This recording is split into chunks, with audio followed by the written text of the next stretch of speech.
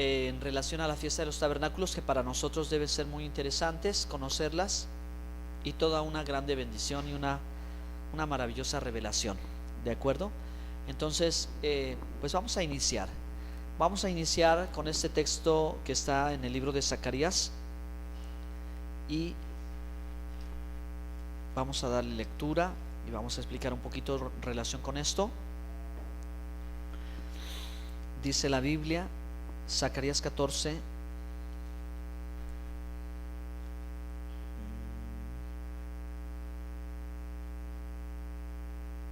Vamos a ver.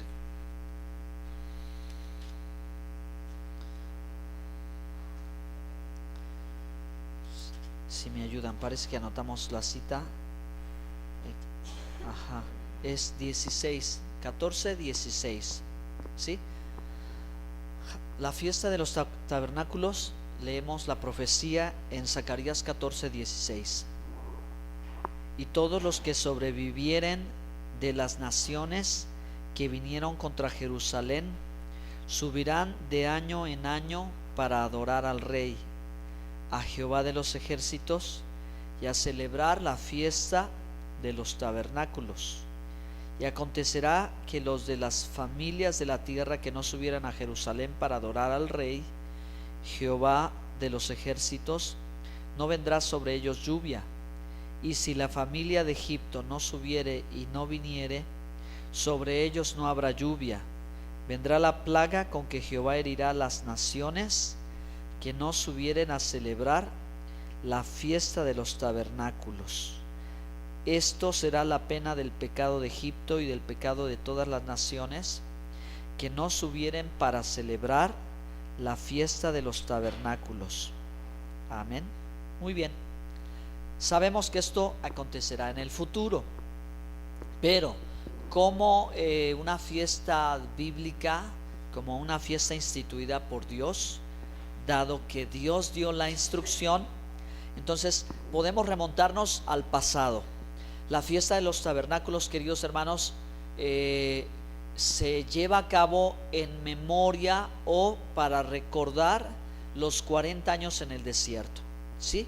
Cuando Dios estableció que se llevase a cabo los 7 días de la celebración en la pequeña chocita o lugar preparado, ¿verdad?, de hoja, de palmeritas y esto, era para recordar que Israel vivió 40 años en el desierto, lo cual también tiene que ver con recordar toda la provisión de Dios, ¿sí? Cómo Dios sostuvo a su pueblo Israel en el desierto, lo protegió, lo alimentó, cuidó su vestido y su calzado y nada les hizo falta. O sea, Dios los cuidó en el desierto por todo ese tiempo y el poder de Dios se manifestó en ese lugar.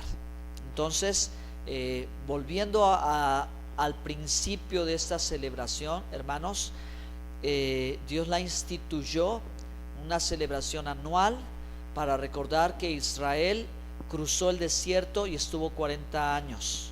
Y aunque los adultos no entraron a la tierra prometida, los menores de 20 años que seguramente nacieron en el desierto, porque, ¿verdad?, por el tiempo, ellos sí entraron a la tierra prometida. Amén. Ahora, la fiesta de los tabernáculos posteriormente también se le dio el nombre de la fiesta de las naciones, la fiesta de las luces, la fiesta de las enramadas y palabras sinónimos o sinónimas de esto, ¿ok? La fiesta de los tabernáculos. De tal manera que también, hermanos, los extranjeros de Israel estaban invitados a esta celebración. De allí, hermanos, de hecho surgió una costumbre o una pequeña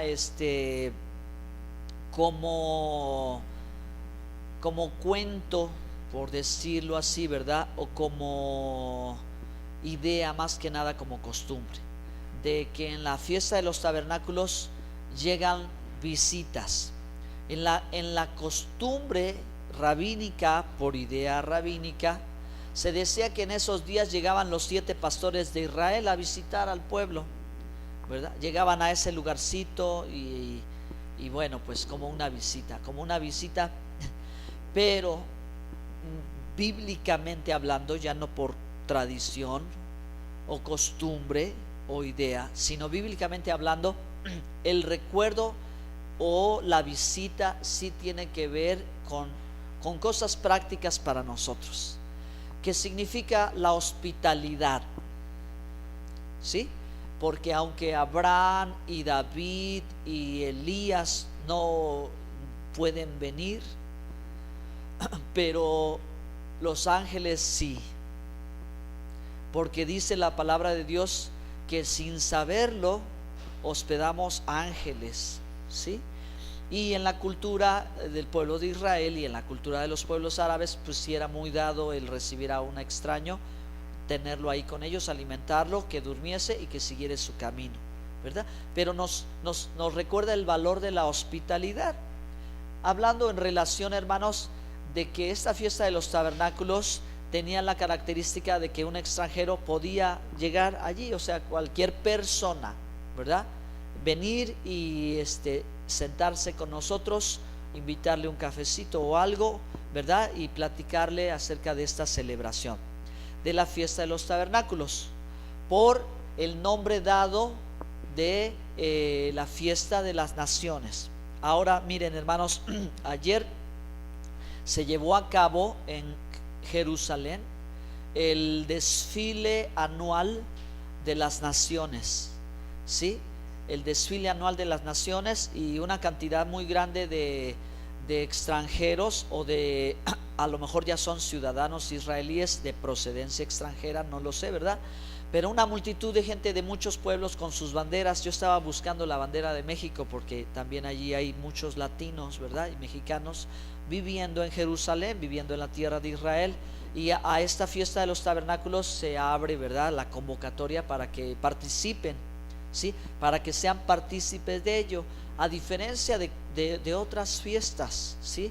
Aquí hay esa invitación de tener a los invitados y que ellos sean partícipes.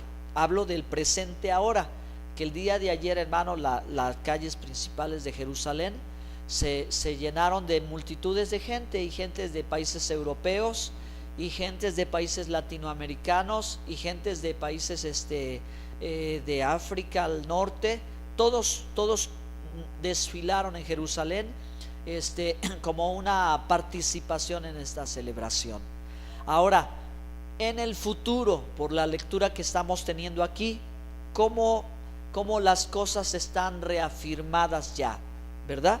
Porque dice: y todos los que sobrevivieren de las naciones que vinieron contra Jerusalén, haciendo referencia, hermanos, a la guerra de Gog y Magog, ¿sí? Hacia Jerusalén, ¿ok? Donde va a participar gente, y va a haber gente que va a ser librada de la muerte. Hace muchos años alguien preguntó este tema escatológico de cuando venga el reino milenial, ¿quiénes van a entrar en el reino? ¿Va a haber gente en el mundo? Y sí, va a haber gente en el mundo. Y aquí Zacarías lo dice: va a haber gente sobreviviente a esa guerra, ¿sí? Gente que pueden ser los niños, por ejemplo, pueden ser aquellos que no participaron directamente en los campos de batalla o los lugares, ¿verdad?, donde se desarrolló la guerra. Pero dice que va a haber sobrevivientes de las naciones. Entonces en la Biblia siempre se contaron 70 naciones, como todas las naciones, de una forma generalizada. Actualmente, hermanos, en el mundo hay más de 300 naciones, algunas muy pequeñas, otras pues muy grandes, ¿de acuerdo? Ustedes ven lo que está sucediendo con la crisis de España, que Cataluña se está separando de España, y esto es histórico, hermanos. Esto es histórico porque siempre los reyes han mantenido a bajo presión, o como sea, pero el imperio español, el gobierno español ahora, Sefarad en la antigüedad, ¿sí? Y pero ahora hay un grupo, una parte de la población que se está separando. Imagínense, está surgiendo una pequeñita nación. pero como va a surgir una, hermana, también el mundo se va a reestructurar otra vez, ¿verdad? Y van a haber cambios geopolíticos, o sea, el mundo va a ir cambiando poco a poco, poco a poco. Pero bueno, finalmente, hermanos, va a haber gente que va a apoyar al pueblo de Israel en esa guerra, y va a haber, o sea, naciones, gentes, pueblos que van a ir en contra de Israel, como son, hermanos, los pueblos árabes, los islámicos, no todos, pero sí, hermanos, los islamistas, de los grupos terroristas y todos los que están inmersos en todo este terrible herejía o confusión, ¿verdad?, religiosa, porque ellos creen que están sirviendo a Dios y están haciendo todo lo contrario. Ya lo vimos apenas, ¿no?, en Las Vegas, con un hombre que parece ser que había entrado en el mundo islámico con una mentalidad terrorista. Bueno, pues parece que hay algo va a estar pasando allí, pero la Biblia dice que va a haber quien va a sobrevivir, y entonces va a entender, ¿verdad? Va a entender que la mano de Dios gobierna todas las cosas. Entonces dice, ellos van a Jerusalén, subirán de año en año a estas fechas, hermanos, subirán para adorar al Rey, a Jehová de los ejércitos, y a celebrar la fiesta de los tabernáculos, ¿no? Y entonces ya ven, quien suba hay bendición, y quien no suba, dice que Dios no va a enviarle lluvia, ¿sí? Y todavía el verso 19: y esta será la pena del pecado de Egipto y del pecado de todas las naciones que no subieran para celebrar la fiesta de los tabernáculos. Entonces, hermanos, de entre los sobrevivientes, ¿verdad?, los que no murieron, allí van a ver todas estas cosas. Y aún dice, aunque el diablo va a estar atado y ya no habrá más muerte, pero aquí esta gente dice, ¿verdad?, que todavía va a tener oportunidad parece que de reconocer al Señor. Y los que no quieran, porque dice que unos van a decir, no, ¿a qué voy? ¿Yo para qué? Y cosas como esas, ¿verdad? Pero dice que el Señor será pena del pecado, y esta será la pena del pecado. Bueno, ok, ya dimos unas pequeñas notas con relación al pasado, Israel en el desierto. Al presente, las naciones en Jerusalén desfilan y se gozan con Israel, se alegran, están felices, están de fiesta. Y ya dimos una nota del futuro, que, ¿verdad?, habrán de subir, tendrán que subir, o sea, es una fiesta para todos. Ahora sí, adelante tantito, por favor, hermana. Eso es, vamos a ver. Los voy a invitar para que abran la Biblia ahora en Levítico 23. Pues si la fiesta de los tabernáculos son 7 días, ¿por qué estamos en el 8º día congregados? ¿Por qué estamos reunidos en el 8º día? Recuérdelo, amados hermanos, Levítico 23 es el capítulo que habla de las fiestas del Señor, ¿sí? Y en el verso 16 dice, bueno, vamos a leer desde el 15: y contaréis desde el día que sigue al día de reposo, desde el día, no, perdón, ya estoy muy lejos, ¿verdad?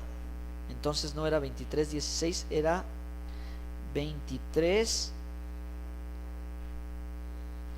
Avancen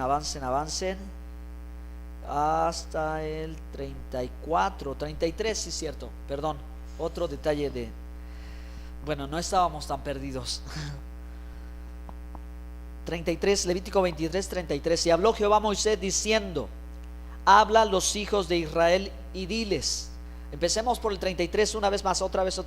Y habló Jehová a Moisés. ¿De dónde vino esta instrucción? De Dios, ¿sí? De él vino el mandamiento, vino de su boca, porque él le habló a Moisés diciendo, habla a los hijos de Israel y diles, a los 15 días de este mes séptimo será la fiesta solemne de los tabernáculos a Jehová. ¿Por cuántos días? 7 días, ¿ok? Entonces son 7 días la fiesta de los tabernáculos y siguen las instrucciones. El primer día habrá santa convocación, ningún trabajo de siervos haréis. 7 días ofreceréis ofrenda encendida a Jehová. Y el octavo día, que es decir, para este año, hoy es el octavo día, será convocación, o sea, estar congregados. En el octavo día hay que congregarse y vamos a explicar un poquito qué tiene que ver el octavo día y qué pasa también el octavo día, porque ya fueron 7 días y Dios todavía dice: quédate el 8, te vayas, espérate, quédate más. Entonces dice: el octavo día tendréis santa convocación y ofreceréis ofrenda encendida a Jehová. Es fiesta, ningún trabajo de siervos haréis. Es decir, hermanos, no buscarás la remuneración económica, no buscarás tu remuneración económica, ¿sí? Para dar una, entre paréntesis, lo que significa no haréis trabajos de siervos. Está indicando que no vas a buscar, ¿verdad?, hacer un negocio, ganarte dinerito. Hay mucho que explicar en relación a qué es trabajo y qué no es trabajo. No se debe de pensar que no se debe de hacer nada. No, sí se debe hacer, pero que no se debe hacer está relacionado con el trabajo de siervos, o sea, tener ganancia, obtener ganancias. Bueno, cerramos paréntesis y seguimos. 37. Estas son las fiestas solemnes de Jehová, a las que convocaréis santas reuniones para ofrecer ofrenda encendida a Jehová, holocausto y ofrenda y sacrificio y libaciones, cada cosa en su tiempo. Amén. Bueno, hasta aquí. No, sí, también tenemos otra nota en el 39. Dice: pero a los 15 días del mes séptimo, cuando hayas recogido el fruto de la tierra, haréis fiesta a Jehová por 7 días. El primer día será de reposo y el octavo día será también día de reposo. Ahí está, ok. Me parece que ya está. Vamos al 41. Y le haréis fiesta a Jehová por 7 días cada año.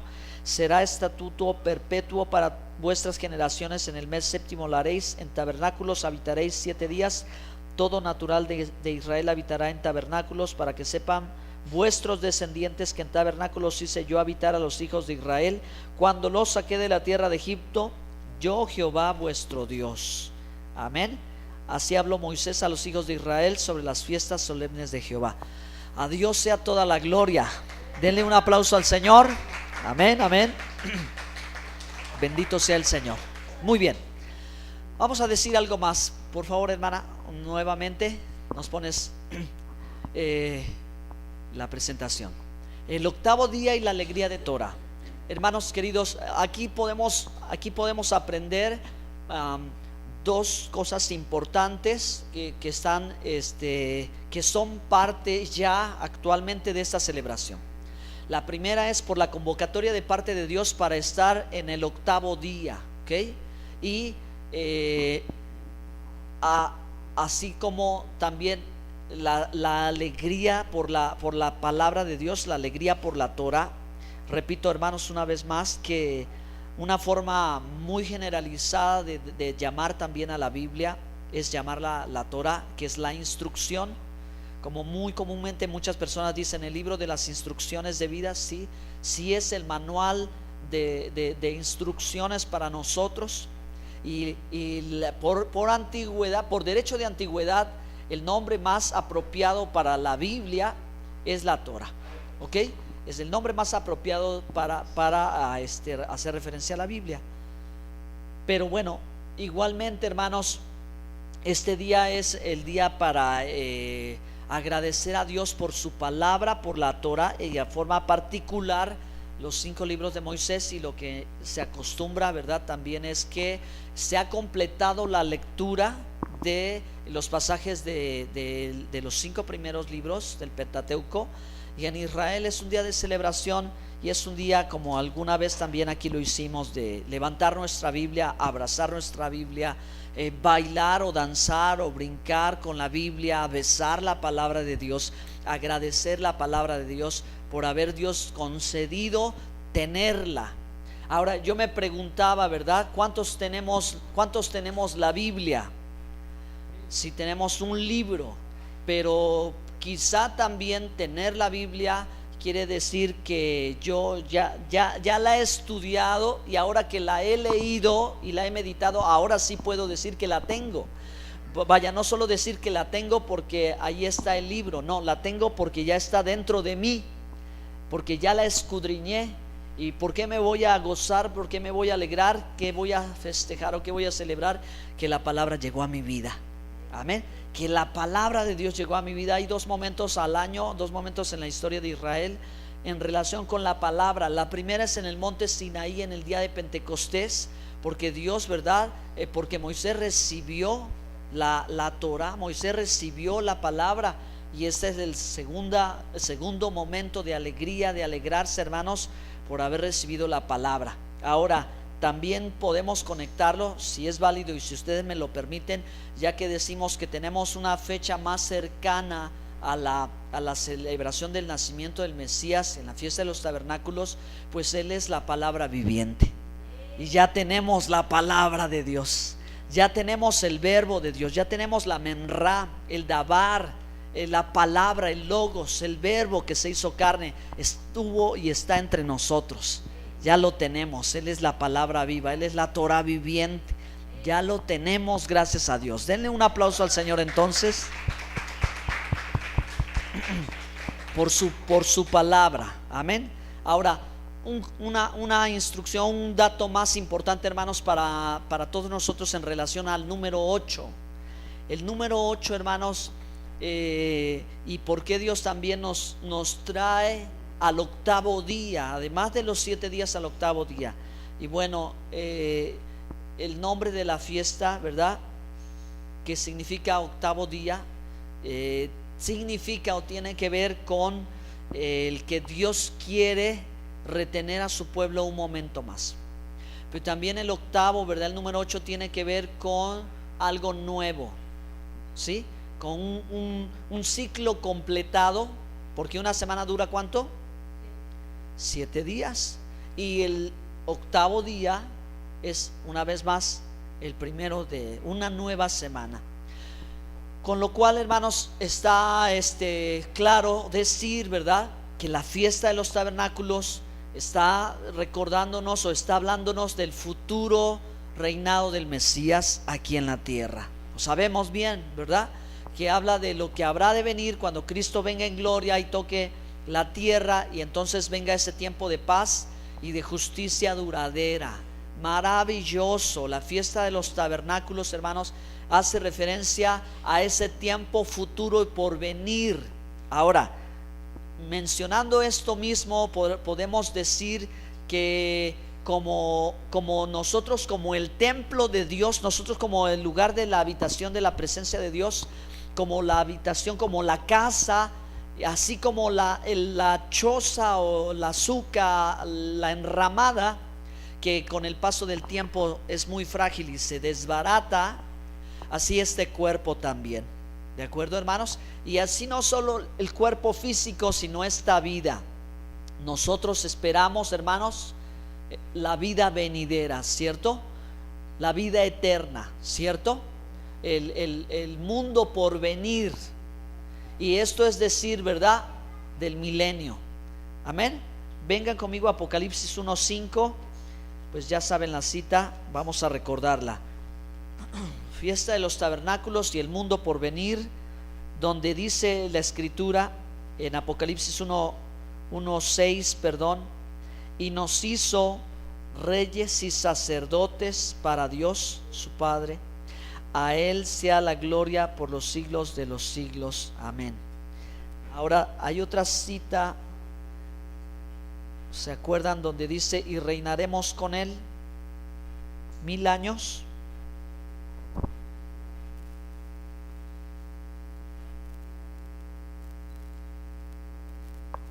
¿Quién la recuerda? ¿Me ayudan?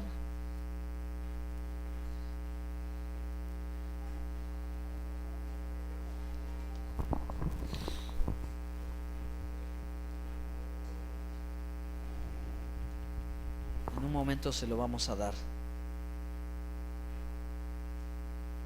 Me parece que está casi al final. Estamos hablando de Apocalipsis 26. Avance un poquito más, por favor. Los 1000 años, dice el capítulo 20, Bienaventurado y santo el que tiene parte en la primera resurrección.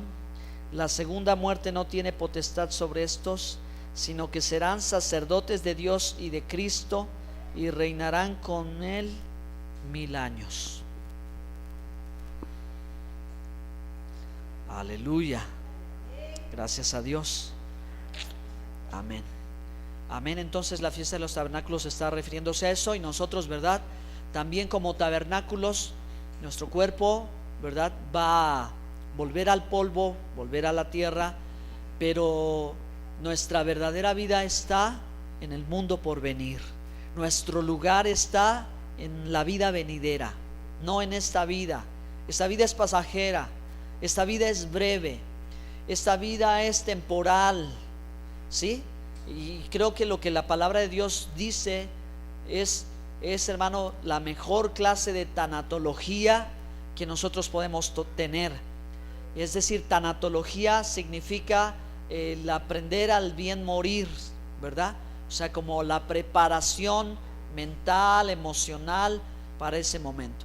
En la palabra de Dios vamos de pronto encontrando la esperanza, la promesa que le da sentido, hermanos, a lo porvenir para nosotros. Amén.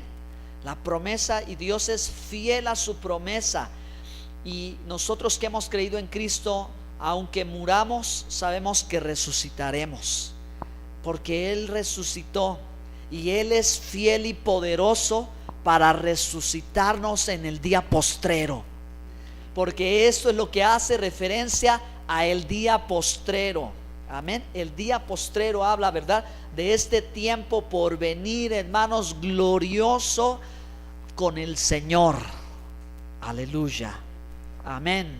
Bueno, hay algo más que decir, hermanos, en relación a esto del octavo día, y es lo que queríamos decir: la retención como deseo de permanecer en intimidad con Dios. Pero esta retención, porque ya fueron 7 días y Dios dice, ¿verdad?, pero al octavo día vas a congregarte. Es una instrucción de Dios, porque Dios quiere retener a su pueblo. ¿Por qué? Porque Él quiere que esté un tiempo más con Él. ¿Por qué? Porque esto es en relación, o esto es en base a la intimidad con Dios. Es decir, el octavo día, a diferencia de los 7 días de los tabernáculos, ahora es un día privado, ¿sí? Es hablar de un día privado, es ahora hablar de un día que es solo para el pueblo de Dios, es solo para Israel. Ya no es para las naciones, ¿sí? Porque las naciones, los que no son pueblo de Dios, no participan del octavo día, pero los que son pueblo de Dios participan del octavo día, porque ellos son los que pueden tener comunión con Dios. Amén. Porque ellos son los que pueden tener intimidad, porque Dios apartó, retuvo, retiene para estar con Él, porque Dios quiere que estemos con Él. Pues si nosotros hemos aprendido, hermanos, a depender de Él, hemos aprendido a reconocer, hermanos, que Él es la razón de nuestra vida, y hemos aprendido el sentido, mucho del sentido que tiene que ver esta vida y nuestro Dios, de que dependemos de Él. Ahora, hermanos, qué mejor tiempo que estar en intimidad con Él. El octavo día habla, ¿verdad?, que Dios quiere juntarnos como la gallina junta sus polluelos, y los abraza y los abriga y les da calor y los alimenta y los sustenta. Entonces, hermanos, es para intimidad con Dios, es para recordar, hermanos, que nosotros tenemos una relación personal con el Dios Todopoderoso a través del Mesías Yeshua, a través de su Hijo, a través de Jesús. A través de Jesús tenemos una relación con Dios, la que tenemos que cultivar, la que tenemos que fortalecer. Por eso al principio leímos el Salmo 25. Vayan por favor y lean el verso 14. El Salmo 25, verso 14.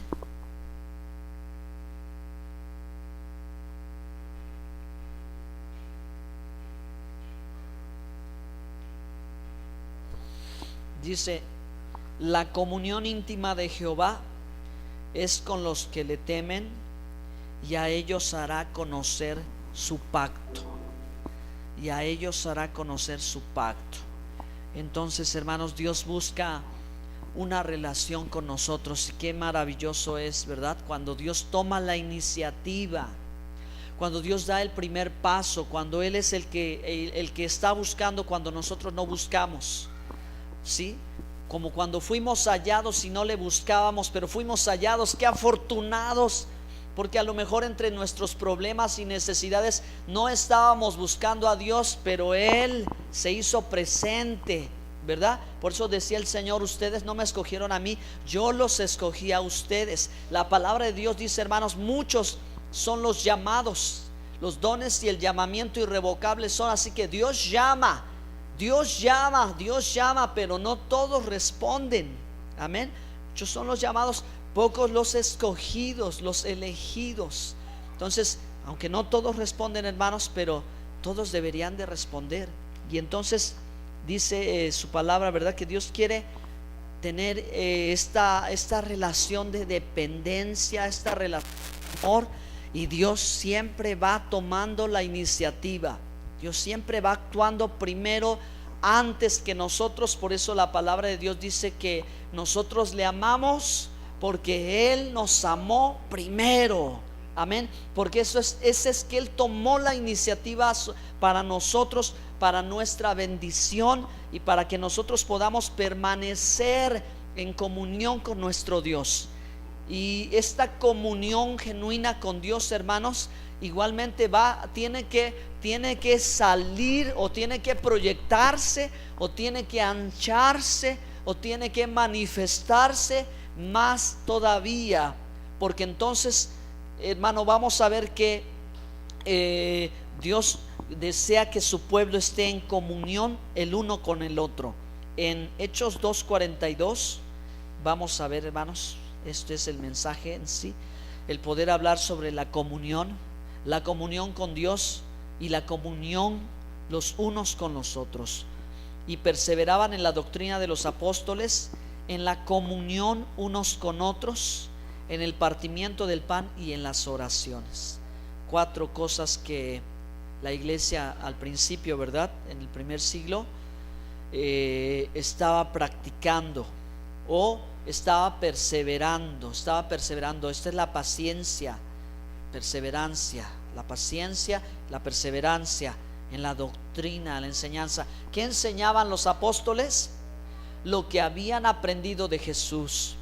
Ellos no traían un rollo diferente, una nueva doctrina, no, ellos estaban ahora transmitiendo lo que por tiempo atrás ya ellos habían sido discipulados. Entonces, lo que vamos a ver a partir de Hechos en adelante, el resto de los libros del Nuevo Testamento, es, hermanos, la enseñanza del Mesías, la enseñanza de Jesús. Tanto Pablo como Pedro como Juan, cada uno de ellos constantemente al escribir vuelven a recitar las palabras de Jesús, vuelven a decirnos como dijo el Señor, ¿verdad?, en referencia a lo que Él dijo, a lo que Él hizo, a cómo Él se sintió y a quién era, y a lo que a nosotros nos ha sido dado por medio de Él. Pero vuelven a repetir su enseñanza. No es una doctrina diferente, es la misma. Por eso leer los evangelios y contextualizar la escritura es maravilloso para entender bien la enseñanza de los apóstoles y la enseñanza de Jesús. Pero la segunda cosa que tenía la iglesia era que había comunión unos con otros. Y creo, hermanos, que pues también, ¿verdad?, es algo que va a reflejar verdaderamente nuestra comunión con Dios, y que tiene que alcanzar y que tiene que tocar todas las áreas de nuestra vida. Tiene que tocar nuestra familia, como tiene que tocar aquí la congregación, como tiene que tocar, hermanos, los que están alrededor. Y bueno, tanto puede llegar a ser, hermano, que de pronto tú puedes sentir amor por el perdido, ¿no? Es decir, sentir amor porque no conoces, y tratar de ir con él y traerlo al camino, predicarle el evangelio, enseñarle la palabra de Dios, para que él también conozca y tenga una relación con Dios que pueda después cultivar con el resto de los hermanos.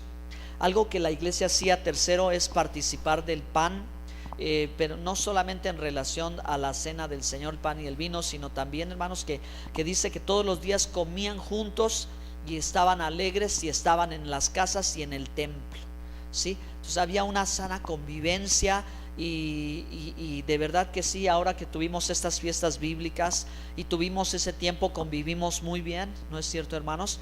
Pudimos estar un poco más, conocernos un poco más, y para mucha gente sentarse a la mesa a comer con otra persona pues es algo especial.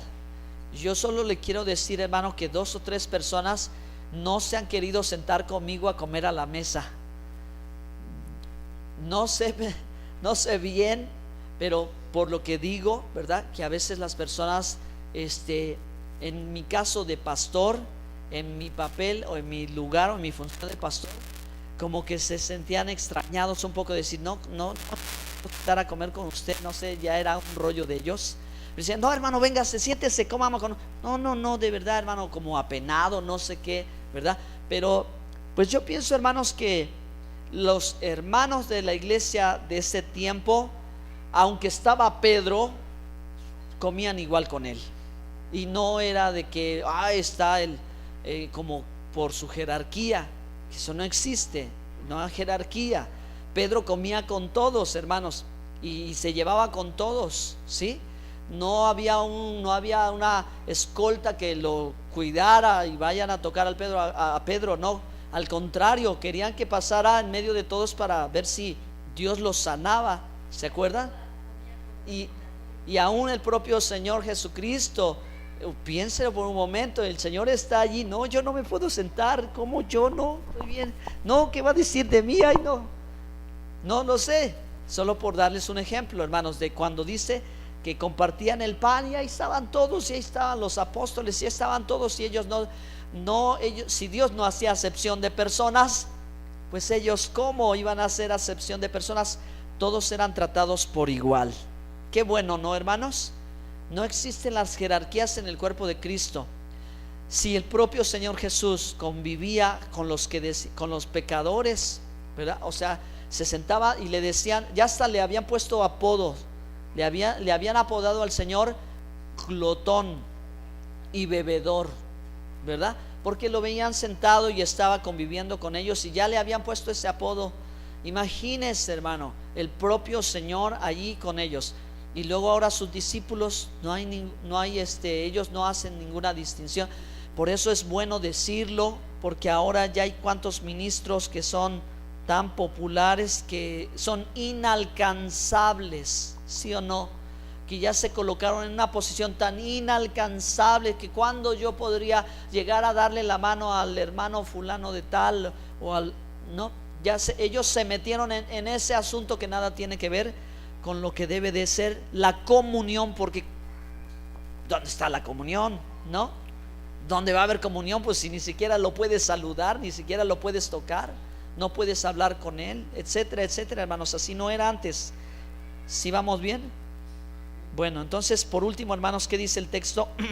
Ya voy a concluir. En Hechos dice: perseveraban en la doctrina de los apóstoles, en la comunión unos con otros, en el partimiento del pan y en las oraciones. Ahí estaba la iglesia todos los días y todo el tiempo estaban unidos en oración.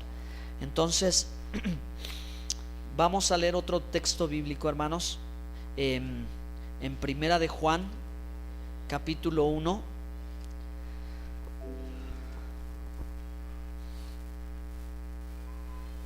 ¿Hay algo más acá? ¿No, verdad? Ya, gracias. Bien, entonces vamos a leer Primera de Juan. Estamos hablando de la comunión íntima. Estamos hablando porque el octavo día, el día de la retención, el día privado, en el que ya 7 días y Dios dice: quédate otro poquito más, quédate aquí, congrégate. Habla del deseo de Dios por tener comunión con su pueblo. Ahora vamos a revisar cómo dice la escritura. Dice Primera de Juan, desde el verso 3: lo que hemos visto y oído, eso os anunciamos, para que también vosotros tengáis comunión unos con otros, y nuestra comunión verdaderamente es con el Padre y con su Hijo Jesucristo. Estas cosas os escribimos para que vuestro gozo sea cumplido. Este es el mensaje que hemos oído y os anunciamos: Dios es luz y no hay ningunas tinieblas en él. Si decimos que tenemos comunión con él y andamos en tinieblas, mentimos y no practicamos la verdad. Pero si andamos en luz, como él está en luz, tenemos comunión unos con otros, y la sangre de su Hijo nos limpia de todo pecado. Y aquí viene la razón de por qué cita esta cuestión.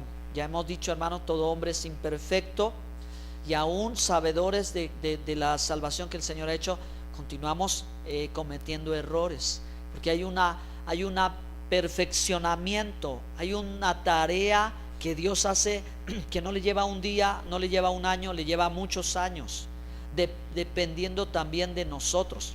Pero Dios no va a desistir, Él va a perfeccionar su obra. Y podría ser una de las cosas por las cuales a veces la gente llega al final de sus días a un periodo de mucho dolor o sufrimiento o crisis o situación de enfermedad o crónica, porque hay un perfeccionamiento de Dios, ¿sí? Porque hay un trato de Dios antes de partir. Va el Señor a pulir y ya va a sacar.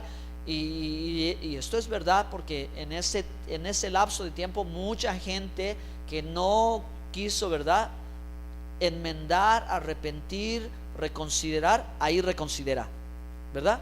Y es un lapso de decir: Señor, perdóname, sí, perdóname, y vive un pequeño proceso ahí de purificación, de perfeccionamiento, pero de veras antes de, ¿sí, hermanos? Ok. Entonces, dicho sea de paso, en esto que estamos viendo en cuanto al verso, dice: nos limpia de todo pecado. Si decimos que no tenemos pecado, nos engañamos a nosotros mismos, la verdad no está en nosotros. Si confesamos nuestros pecados, Él es fiel y justo para perdonarnos y limpiarnos de toda maldad. Si decimos que no hemos pecado, le hacemos a Él mentiroso y su palabra no está en nosotros. Pero el verso 1 del capítulo 2 dice: hijitos míos, estas cosas os escribo para que no pequéis.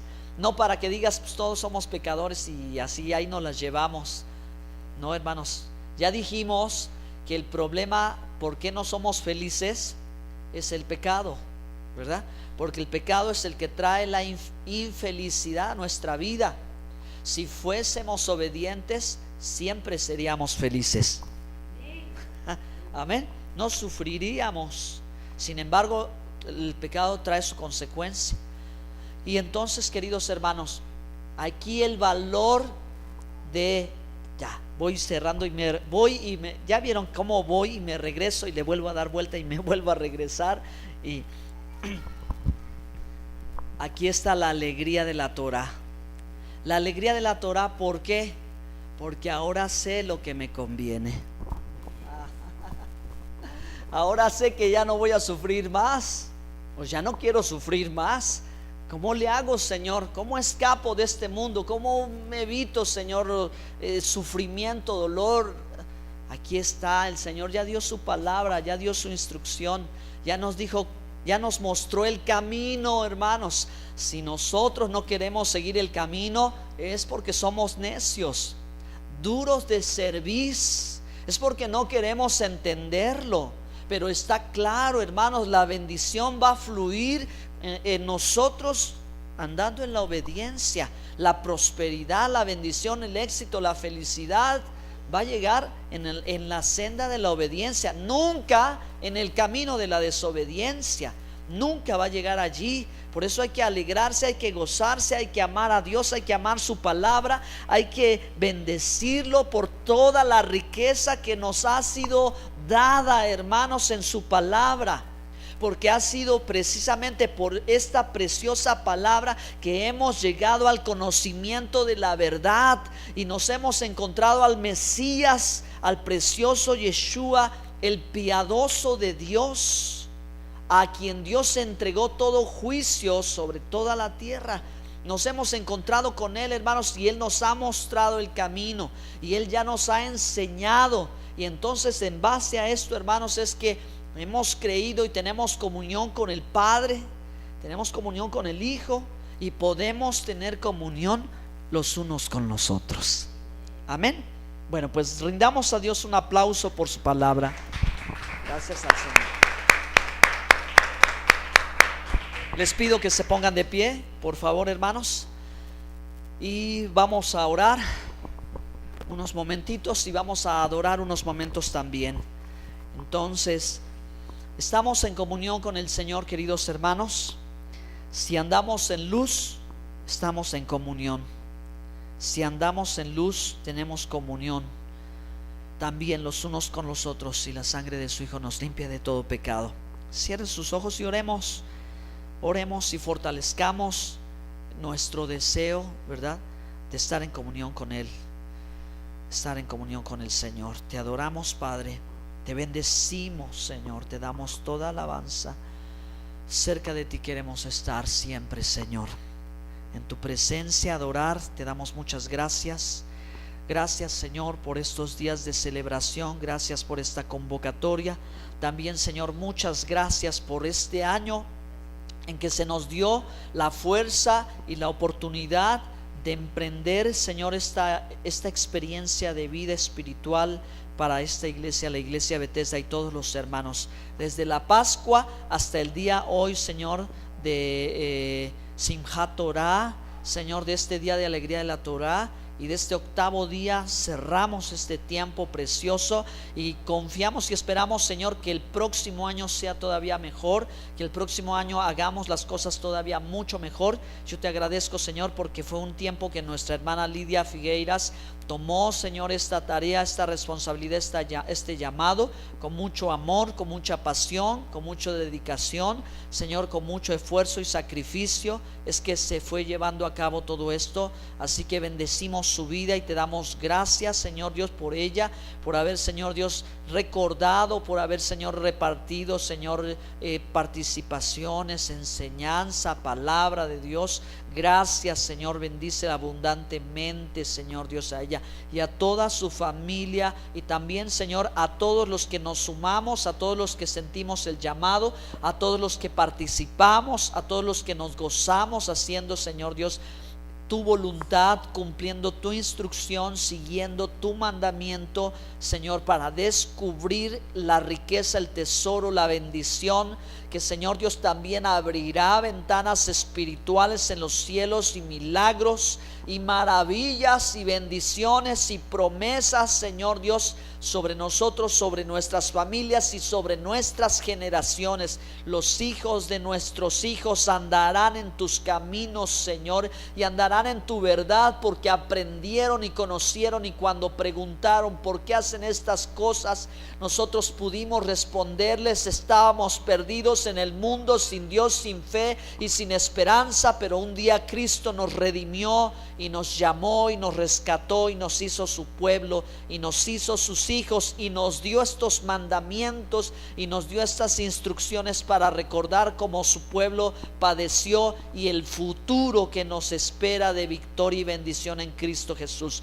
Te doy gracias y oro, Señor Dios, para que cada uno de nosotros vivamos en una íntima comunión contigo todos los días de nuestra vida, sabiendo darte a ti el primer lugar, Señor Dios, de nuestra vida, y darte a ti lo primero de nosotros mismos, Señor Dios. Darte a ti el primer lugar en nuestro corazón y todas las cosas, Señor Dios, para disfrutar de dulce comunión por medio de Yeshua el Mesías, Señor.